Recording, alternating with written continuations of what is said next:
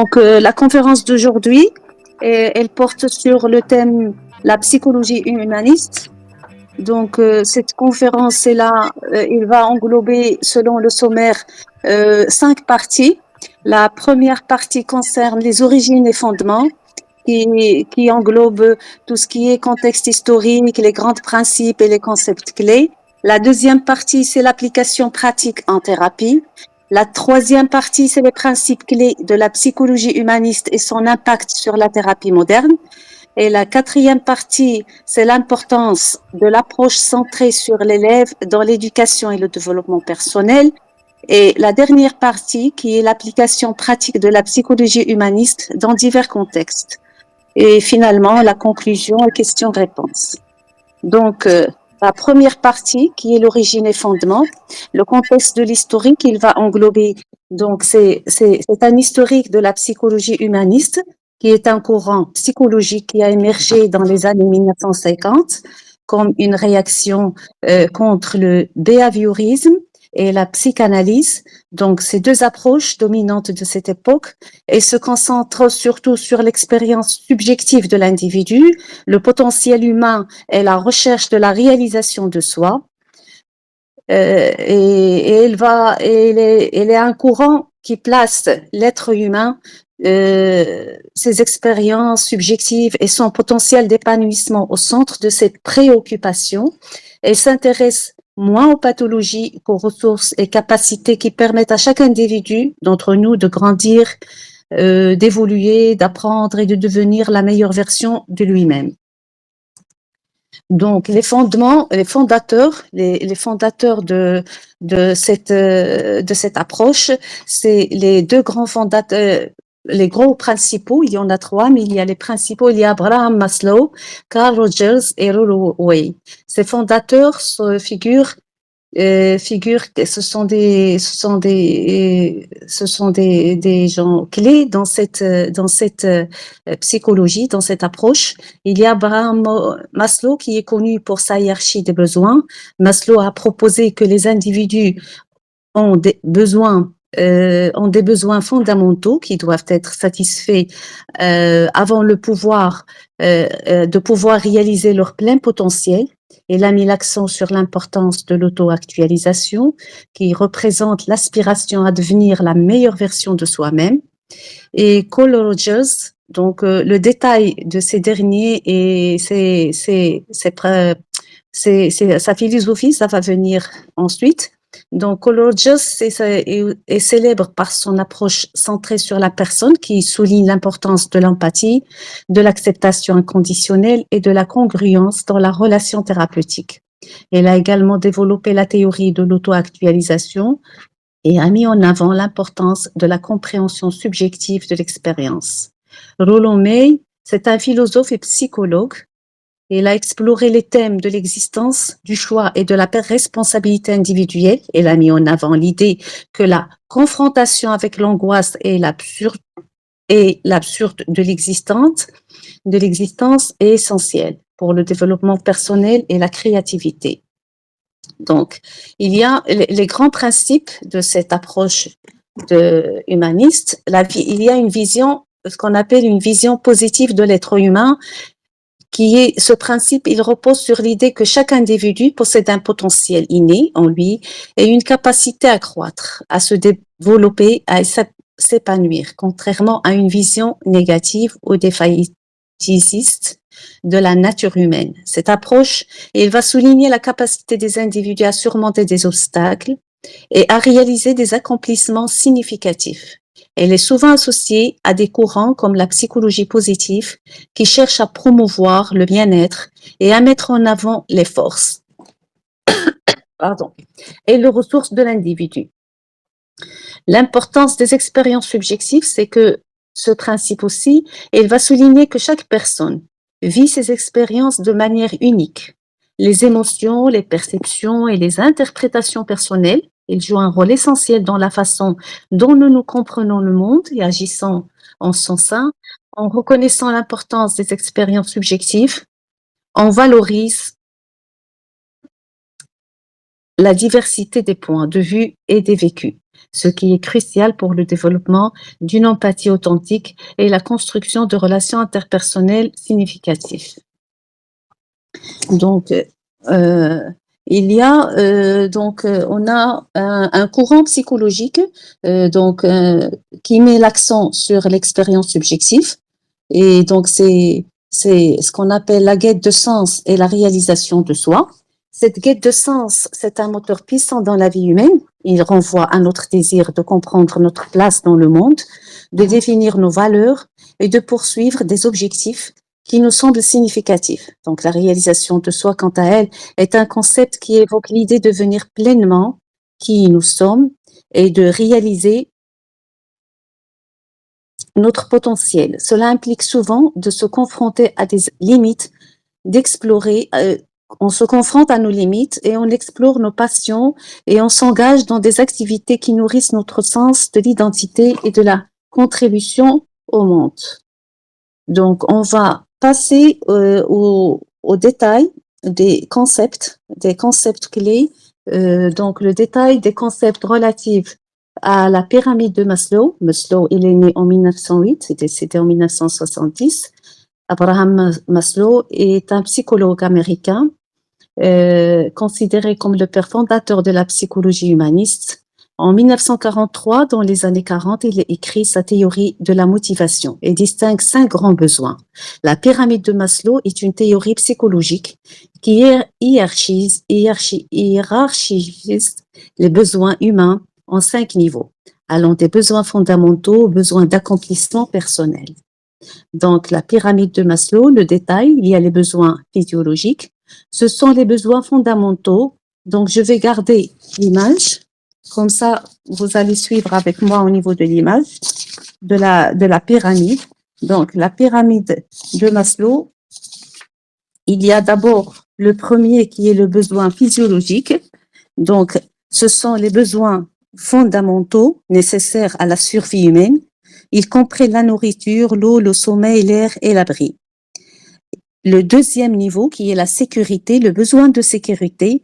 Ce besoin de sécurité, une fois que les besoins physiologiques sont satisfaits, les individus cherchent à satisfaire leurs besoins de sécurité, qui incluent la sécurité physique, la stabilité financière, la santé et la protection contre les dangers. Le troisième niveau, qui est un niveau de besoin d'appartenance et d'amour, à ce niveau-là, les individus cherchent des relations interpersonnelles significatives telles que l'amitié, l'amour et l'appartenance à un groupe.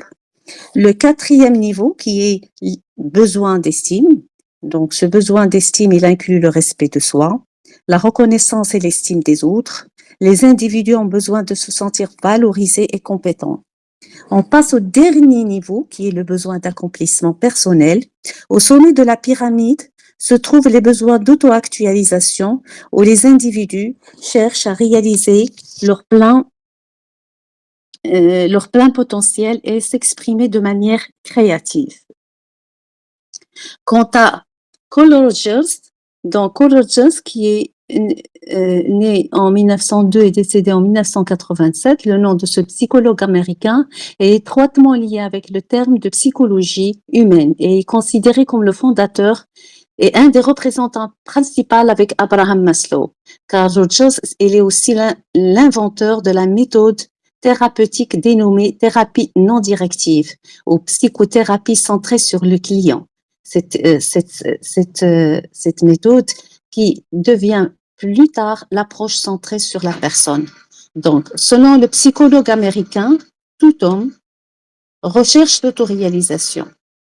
Le travail du thérapeute devient donc celui de faire en sorte que les aspirations et les attributs du patient soient cohérents, harmonieux, une condition nécessaire à sa totale autoréalisation. Cette autoréalisation, il y a aussi l'autoréalisation et les valeurs imposées de l'extérieur, c'est pour Rogers, c'est fondamental, ce principe est fondamental pour aider le client, le patient à trouver un équilibre entre ses valeurs imposées et celles en accord avec l'autoréalisation de soi. Et il y a aussi le détresse émotionnelle. Celle-ci, il va générer lorsqu'un individu a des comportements inappropriée, c'est-à-dire en cohérence avec les valeurs de la société imposées par l'extérieur, mais incohérent avec son propre système intérieur de valeurs. Les caractéristiques fondamentales que le nouveau psychothérapeute doit posséder puissent être menées au bon terme. Il y a la cohérence, il y a l'empathie, il y a la suspension du jugement. La cohérence, d'abord, le thérapeute doit montrer sa vraie nature, être honnête et authentique sur ses sentiments lors de ses sessions avec son client sans recourir au mensonge. L'empathie, c'est quand le thérapeute se force à éprouver ce que le patient éprouve afin d'agir comme un miroir et aider le patient à comprendre ses propres émotions et sensations. Et il y a la suspension du jugement. Donc, le thérapeute, il va accepter inconditionnellement le point de vue du patient. Il peut ne pas être d'accord avec celui-ci, mais il le respecte. Les idées du patient prennent une dignité inviolable. Donc, Rogers définit thérapie non directive parce que le thérapeute renonce à orienter le patient vers une direction qui est choisie par lui. Le thérapeute il va se limiter donc à accompagner le patient sur sa voie, celle qu'il a choisie comme nécessité pour son autoréalisation. Donc, on passe à la partie où il y a le volet congruence et regard positif inconditionnel. Donc, c'est des approches aussi, c'est un bien-être psychologique qui est en relation avec la croissance personnelle. C'est un concept qui est central dans la psychologie humaniste, notamment dans la thérapie centrée sur la personne développée par Carl Rogers, et se réfère à l'harmonie et à l'alignement entre les expériences internes d'un individu, ses sentiments, ses pensées et perceptions, et son comportement extérieur. En d'autres termes, c'est une personne congruente, agit de manière authentique et en accord avec ses valeurs et ses émotions. Elle fait référence à l'alignement entre le soi réel, ce que nous sommes réellement, et le soi idéal, ce que nous aspirons à être. Et le regard positif inconditionnel, qui est un concept aussi central de la thérapie humaniste, il est également introduit par le même philosophe, le même psychologue plutôt, et il s'agit d'accepter et de soutenir une personne sans jugement, quelles que soient ses pensées, ses émotions ou ses comportements. Cela signifie offrir une acceptation totale et inconditionnelle, permettant à l'individu de se sentir en sécurité et valorisé dans le processus thérapeutique. La partie 2 qui va englober une pratique en thérapie. Cette pratique en thérapie se base sur l'approche ACP, l'approche centrée sur la personne. Cette approche qui est centrée sur la personne développée toujours par Carl Rogers, c'est une méthode psychothérapeutique qui met l'accent sur l'expérience subjective de l'individu et sur son potentiel inné à croître et à s'épanouir. Cette approche repose sur plusieurs principes fondamentaux. Il y a d'abord la relation thérapeutique, ensuite l'autonomie du client, il y a la phénoménologie et l'accompagnement du changement. Donc, la relation thérapeutique, le lien entre le thérapeute et le client est au cœur de la CP, au cœur de l'approche centrée sur la personne. Le thérapeute, il adopte une attitude d'acceptation inconditionnelle, d'empathie et de congruence. C'est de l'authenticité. Cela crée un environnement sûr et respectueux permettant au client de s'exprimer librement. Quant à l'autonomie du client, la CP considère le client comme l'expert de sa propre vie. Le thérapeute ne dirige pas la thérapie, mais accompagne le client dans son exploitation personnelle, l'aidant à trouver ses propres solutions et à prendre des décisions en accord avec ses valeurs. Donc, comme une approche coaching, où le client, il va trouver les solutions, il va dégager son potentiel lui-même avec l'assistance du thérapeute. La phénoménologie, la CP s'intéresse à la perception du monde du client. Cela signifie que le thérapeute cherche à comprendre comment le client vit ses expériences et quelle signification il leur attribue. Et en dernier, il y a l'accompagnement du jugement. En favorisant une prise de conscience accrue et en disant en aidant le client à clarifier ses sentiments et ses pensées, l'ACP vise à faciliter le processus de changement et de croissance personnelle. La troisième partie, il va porter sur les principes clés de la psychologie humaniste et son impact sur la thérapie moderne. Il y a d'abord l'accès sur l'individu. Donc, sur l'individu, il met l'accent sur l'expérience unique de chaque individu, valorisant bien sûr leur perception du monde et leurs sentiments. Sur sa croissance personnelle, donc, cette approche, il va l'encourager à une croissance personnelle et une autoréalisation permettant à l'individu de réaliser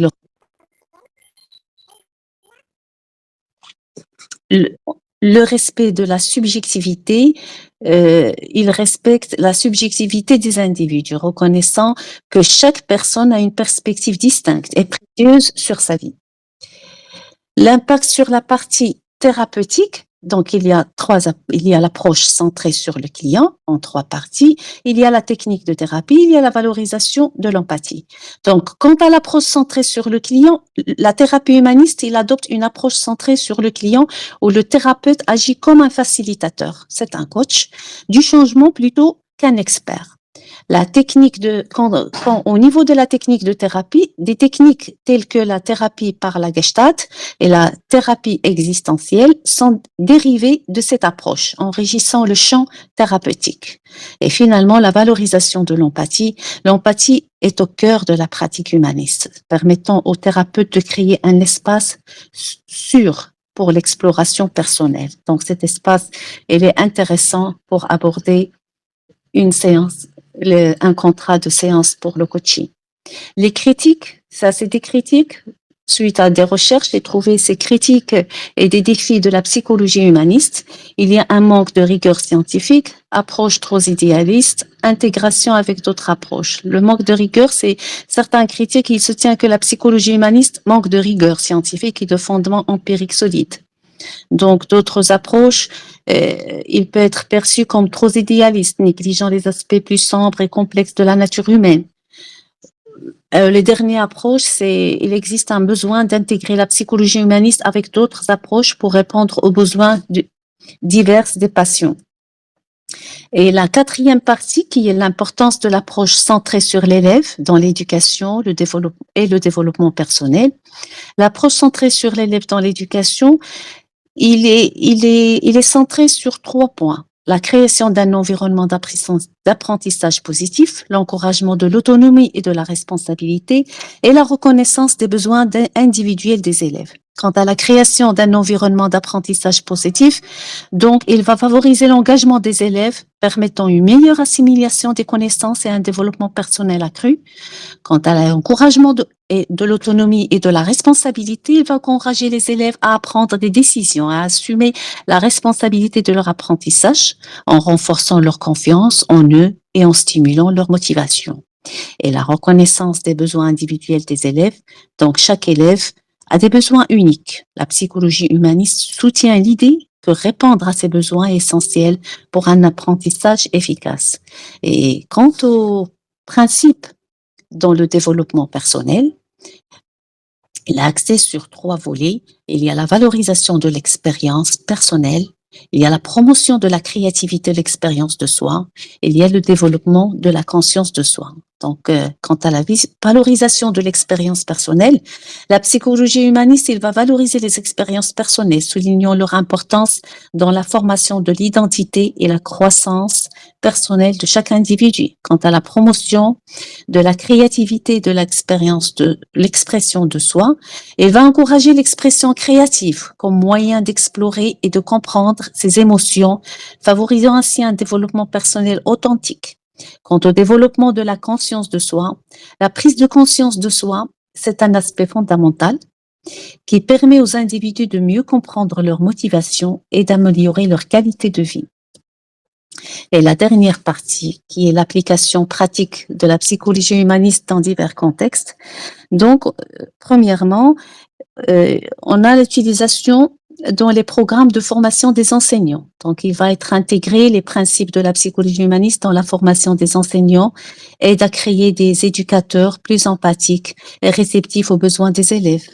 Au niveau du personnel, l'adaptation en thérapie et accompagnement personnel, c'est les approches humaines. En thérapie, favorise un accompagnement centré sur la personne elle-même, offrant ainsi un espace sûr pour la croissance personnelle. Et le troisième point qui est l'application en milieu professionnel et coaching. Dans le coaching professionnel, la psychologie humaniste encourage le développement des compétences interpersonnelles et la réalisation personnelle des employés. Et en conclusion, donc la thérapie humaniste, tant qu'approche psychologique centrée sur l'individu et ses expériences, elle met en avant l'importance de la compréhension, de l'empathie, de l'authenticité dans le processus thérapeutique. Elle repose sur une vision positive de l'humain, avec les applications pratiques dans la thérapie, le coaching, l'éducation et même le monde professionnel. Je vous remercie. Je vous laisse la parole. Question-réponse. Merci beaucoup Fatiha pour l'intervention. J'aimerais bien ajouter un élément. La thérapie humaniste, elle est récente, les années 2000. C'est vrai que peut-être les fondateurs d'IALA sont anciens, mais elle est récente, les années 2000. Donc, après la TCC, behaviorisme, dont vous avez parlé, et la psychanalyse. Donc, pourquoi compliquer les choses alors qu'on peut travailler d'une manière un peu plus légère, d'accord? Elle est orientée beaucoup plus solution que problème. Contrairement à la psychanalyse, généralement Freud, c'est la recherche de le problème, l'origine de le problème, entrer dans l'inconscient. Alors Hadi, elle se dit non, c'est pas notre affaire. Ce qui nous intéresse, c'est beaucoup plus s'orienter vers la solution que le problème. D'ailleurs, c'est tellement extraordinaire, la psychologie humaniste, elle est pratiquée beaucoup plus par les coachs que les thérapeutes. Bon, les thérapeutes, ça peut être qu'il y a une certaine partie, savoir l'empathie, le jugement, la relation empathique, qui entrait qu'on peut l'intégrer également le travail thérapeutique. Alors, effectivement, la Masto, d'ailleurs, Masto, ça nous permet de connaître les besoins d'Iana, et surtout Roger, ou la Carl Roger. La Carl Rogers, donc chacun qui fait chez l'appel. Alors, c'est lui, on va dire, qui a donné envie de lire les bouquins liés au développement personnel. D'ailleurs, avant d'entrer dans le domaine du coaching et de la thérapie, on était passionnés par le développement personnel. Et parmi les auteurs qui a participé dans la réussite des livres dans le développement personnel. Donc, la thérapie non directive, dont vous avez parlé. Et également la pensée positive. Donc, la pensée positive, c'est d'Arla. D'ailleurs, il a les techniques. C'est très bien, mais les techniques utilisées dans le coaching, les outils de coach, ils sont inspirés par la psychologie humaniste beaucoup plus que les autres thérapies.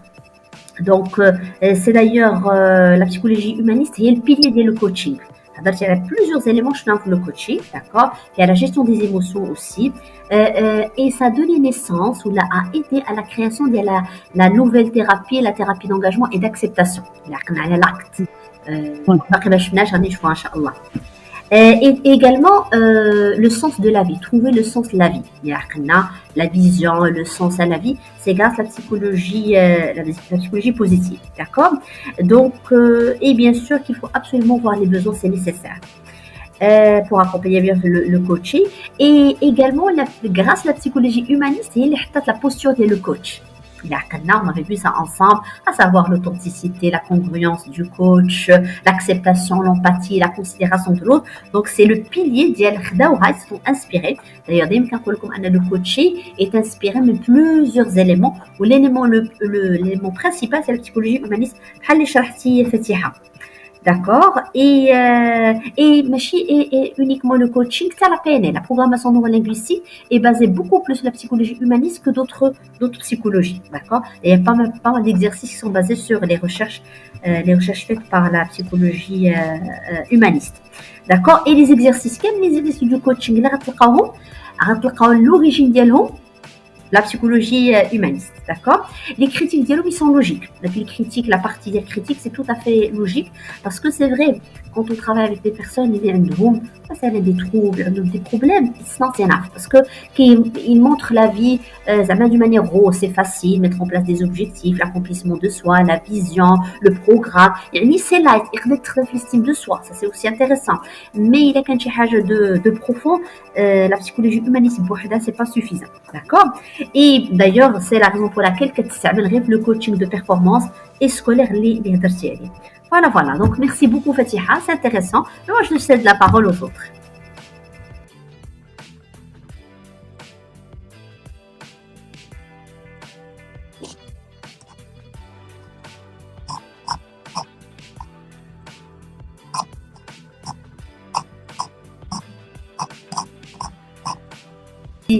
Si vous avez des questions pour Fatiha, des interventions, marhaba.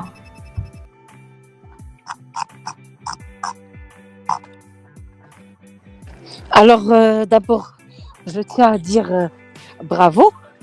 Fatiha, elle a fait un bon travail, exhaustif, il y a tout Merci. dedans. Merci. C'est vrai que la psychologie humaniste, elle est venue avec Carl Rogers. Elle a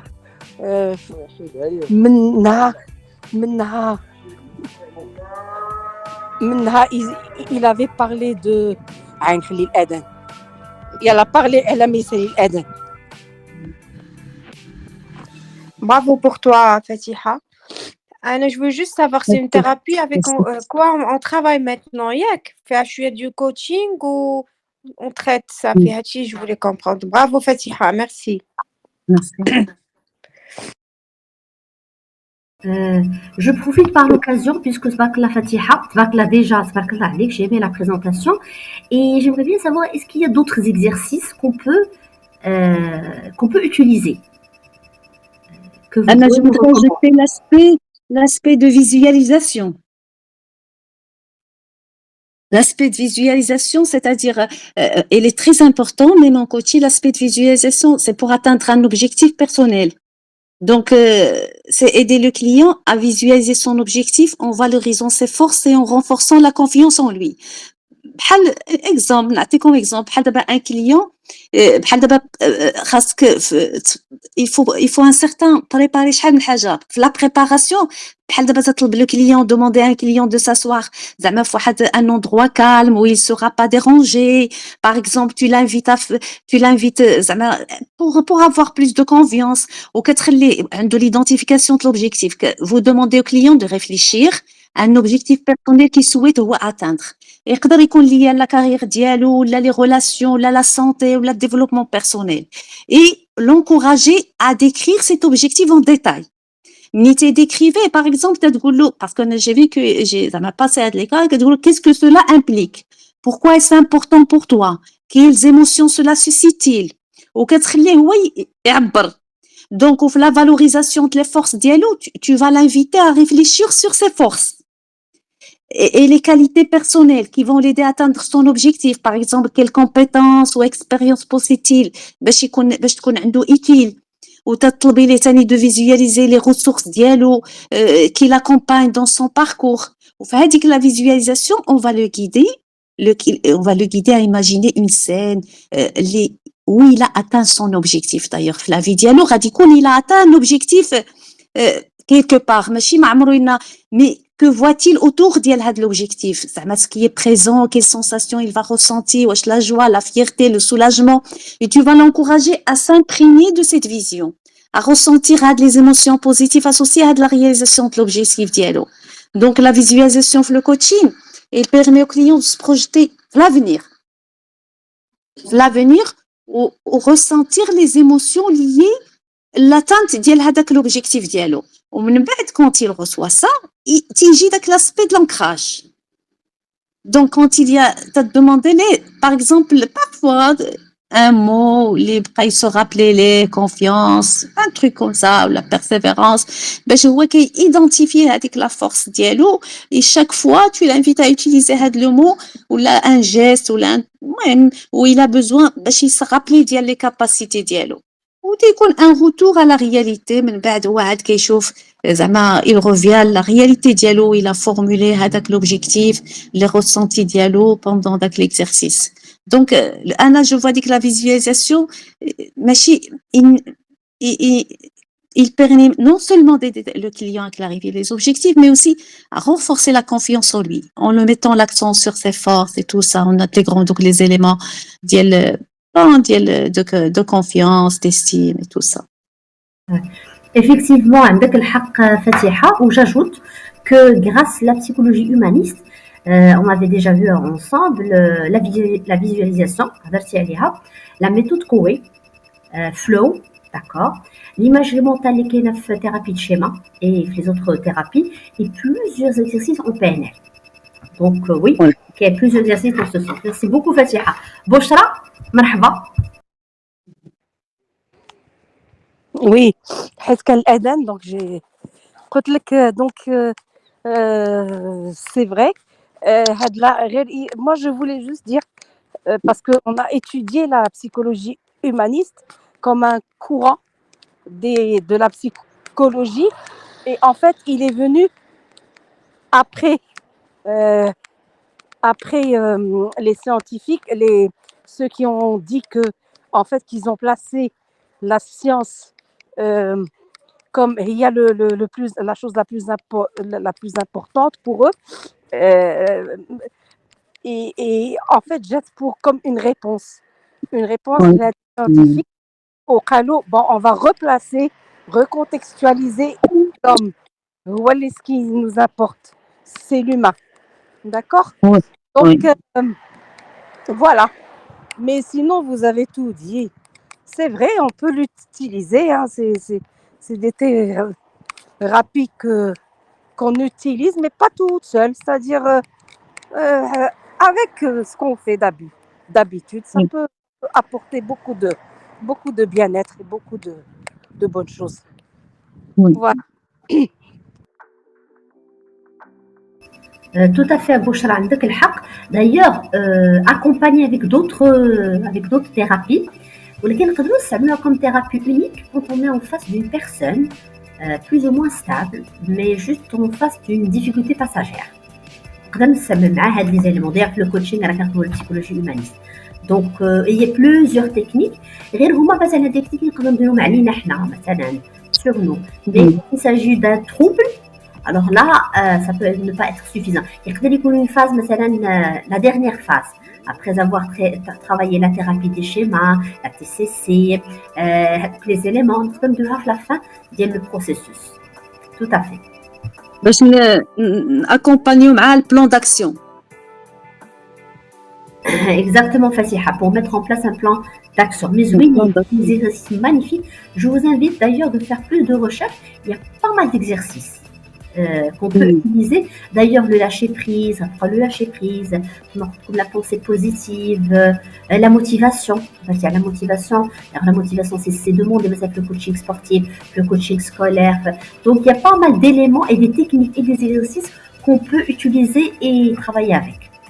Rachida, la pensée positive et هادو اللي قلتي c'est من la thérapie humaine, من la psychologie humaniste, d'accord. Tout à fait. Il a عقلتي سلمى نقل la pensée positive ou la pensée positive كانت جات après باش كانت بحال اللي شرحت لنا فاتحة ملي لقاو انه tout ce qui est les médicaments qui n'apportent pas. D'ailleurs, il y a une histoire en parenthèse pour la psychologie humaniste باش جات واحد l'expérience ديال واحد لو جون اللي كانوا لقاو عنده des problèmes وخداوه l'hôpital les médicaments n'ont pas donné de résultat. Le souci c'est qu'un mari يرجع لدارو. Et les médecins ils ont refusé ça. Bon, les parents خداو واش كان هرب من l'hôpital ولا خداو les parents بواحد الوقيته. Et هذوك les parents l'entourage ils ont pratiqué avec lui la psychologie humaniste, l'empathie, la valorisation, la considération, l'acceptation inconditionnelle. Alhamdoulilah, ça a donné des résultats. Ça, il commence à guérir. Donc les médecins ils ont trouvé que non, ça doit pas être comme ça. Il doit revenir l'hôpital. Et après un peu de temps, il s'est suicidé. Et depuis l'histoire, d'ailleurs, quand on a dit la psychologie humaniste, ils se sont dit où est le problème? Qui fait de la personne quand on a travaillé la psychanalyse, quand il y a des médicaments, la thérapie behavioriste, mais ça n'a pas donné de résultat. Et le fait qu'Annahum Shah, quelques éléments, ça a donné des résultats. Donc, à partir de là, alors, je pense que comme on a la psychologie humaniste, c'est vrai que à des dates un peu anciennes, qu'il faut c'est beaucoup plus les années 2000. Et parmi, parce que la psychologie humaniste, mais à l'intérieur, il y a le développement personnel, la pensée positive, la visualisation, la méthode Coué, la PNL, d'ailleurs, la PNL, donc il y a beaucoup de choses. Donc de là, ils ont trouvé que pourquoi ne pas revenir à l'humanité. L'humanité, je trouve l'être humain, d'ailleurs, en suivant la pyramide Maslow, il faut voir uniquement des besoins. Mais parmi les critiques, c'est pas suffisant. Donc, quand on est en face d'une personne qui a besoin de médicaments, les troubles, et d'accompagnement un peu plus scientifique, وكاين عاود des messages, كاين عاود des exercices des exercices et des tests qui peuvent nous aider. Par exemple, avec le client, on peut utiliser la roue des émotions, la roue de vie. باش comme ça تشوف داك le moi, le couple, la famille, le relationnel ديالو. تعطيك واحد l'idée. تيutiliser عاوتاني داك l'outil d'Houston. راه هو فاش غادي يعطيك les différents domaines de vie ديالو في le moi, في les amis, tout ça. غادي يعطيك par exemple les objectifs ديالو à réaliser ou les critères de mesure relatifs aux objectifs. Et ويعطيك les deadlines aussi. Donc en fonction هو ومع la roue de vie, la roue ديال les émotions, la roue de vie, c'est le même بحال. Donc on peut comparer les objectifs ديالو. ديك الساعه تكون عندنا واحد la comparaison au niveau ديال les objectifs اللي دار. On peut lui tracer aussi la ligne de vie. زعما on aura plusieurs outils باش les outils ou les tests ديال les drivers ديالو, les messages contraignants فين كاين. Donc on peut les cerner في الحقيقة si on utilise plusieurs outils, on utilise des tests et tout ça, on arrive à sortir واحد la synthèse vraiment. يبانوا لنا حنا derrière les schémas اللي كاينين, يباننا وعادي يباننا tous les thérapies qu'il faut utiliser. Donc on peut utiliser la partie حيت تقدر تكون la partie psychologie humaniste est insuffisante dans des cas, donc il faut avoir recours à la thérapie ou avoir recours à d'autres thérapies ou autres thérapies. Effectivement, Fatiha, عندك الحق. D'ailleurs, les exercices riches, c'est magnifique les exercices اللي كاينين في la psychologie humaniste. غير واحد la précision, كاين effectivement les domaines de la vie ou la roue de la vie, elle est la PNF, la programmation non linguistique, et كاينه la roue des émotions. D'accord? Donc, la roue de la vie, il y a les 8 domaines de la vie. La PNL, qui est 8 domaines de la vie, si vous vous rappelez. Donc, le côté spirituel, personnel, santé, famille, professionnel, divertissement et culturel. D'accord? Donc, la roue, c'est inspiré de la PNL. Par contre, le coaching, il voudrait 5 domaines. Selon Hudson, qu'il n'y a que 5 domaines. La PNL, il y a 8 domaines. Il y a la roue de vie. Par contre, la roue des émotions, on met les 5 émotions. Donc, bien sûr, il y a d'autres émotions, à savoir la tristesse, la joie, la surprise, le dégoût, la peur, de les 5 émotions. Il y a la roue des émotions que les enfants pour qu'ils doivent faire les écoles. Comment exprimer les émotions d'Yalou. Ou d'ailleurs, les adultes, des personnes dans la région, ils n'arrivent pas à exprimer leurs émotions.